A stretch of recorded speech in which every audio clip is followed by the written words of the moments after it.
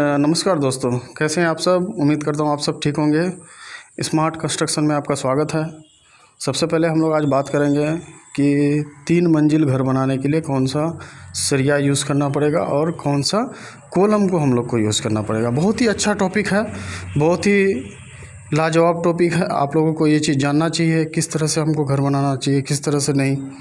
ठीक है दोस्तों, तो सबसे पहले आप लोगों को ये जानना चाहिए कि चारों तरफ का जो लोड है एक्चुअली सरिया कॉलम के ऊपर ही रहता है, क्योंकि कोई भी आप घर जो बनाओगे तो सबसे ज़्यादा लोड कॉलम ही लेता है। वाल तो नॉर्मली एक वाल रहता है, उससे कोई फ़र्क नहीं पड़ने वाला। आपको कुछ भी प्रॉब्लम होगा तो कॉलम में होगा, तो कॉलम को हमको मजबूती करना चाहिए, क्योंकि अगर हम लोग को कॉलम अगर मजबूत नहीं करेंगे तो फिर हमारा घर का फाउंडेशन मजबूत नहीं होगा। ठीक है दोस्तों, तो सबसे पहले हम लोगों को ये जानना पड़ेगा कि 3 मंजिल घर बनाने के लिए हम लोगों को कौन सा सरिया यूज़ करना चाहिए। ठीक है दोस्तों, कौन सा सरिया हमारे लिए परफेक्ट होगा। तो YouTube में आपको बहुत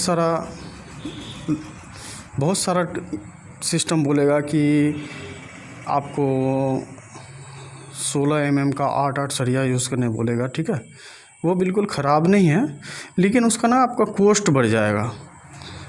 कॉस्ट बढ़ जाने के कारण आपका जो बजट है वो ज़्यादा हो जाएगा।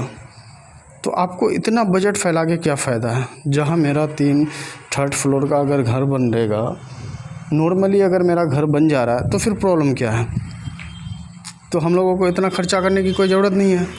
तो सबसे आसान और सस्ता उपाय बताऊंगा मैं कि आप लोगों को कोई परेशानी ना हो और 3 मंजिल का घर भी बन जाए और थोड़ा सा कम खर्चे में काम हो जाए। जी बिल्कुल, कम खर्चे में काम हो जाएगा आप लोगों का। तो सबसे पहले हम लोगों को ये जानना पड़ेगा कि 3 मंजिल का जो घर बनाना है हम लोगों को, ठीक है, तो उसमें हम लोगों को सरिया 16 mm का 4 सरिया देना पड़ेगा और 12 mm का 2 सरिया।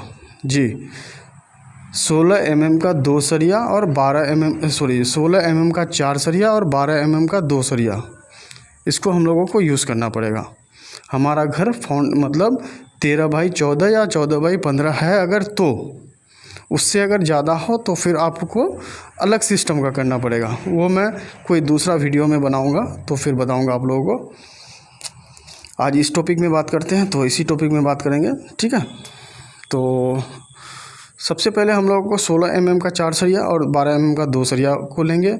उसको लेने के बाद फिर पिलर का थिकनेस इतना, कॉलम का थिकनेस इतना होना चाहिए कि जिस तरह से हमारा 10 इंची इंटू 12 इंची का आपको कॉलम देना पड़ेगा। अगर आप 10-10 का कॉलम देते हैं तो आपका 3rd फ्लोर तक उतना कंफर्टेबल नहीं होगा। अगर आप वही 10 इंची बाई 12 इंची का अगर आप कॉलम देते हैं तो आपका 3rd फ्लोर के लिए कोई दिक्कत ही नहीं है, कोई परेशानी ही नहीं है। ठीक है दोस्तों, तो आप लोग बिंदास, कोई टेंशन के बिना आप लोग 3 मंजिल खड़ा कर सकते हैं, कोई परेशानी नहीं। अगर आप चाहेंगे कि 4था मंजिल, अगर आपका बेस अगर उस तरह का मजबूत है तो उसी सरिया में आप 4था मंजिल भी खड़ा कर सकते हैं। ओके दोस्तों, उम्मीद करता हूँ दोस्तों आप लोगों को ये वीडियो अच्छा लगा होगा। अगर अच्छा लगा है तो लाइक कीजिए, शेयर कीजिए, सब्सक्राइब कीजिए और स्मार्ट कंस्ट्रक्शन को आगे बढ़ाइए। धन्यवाद।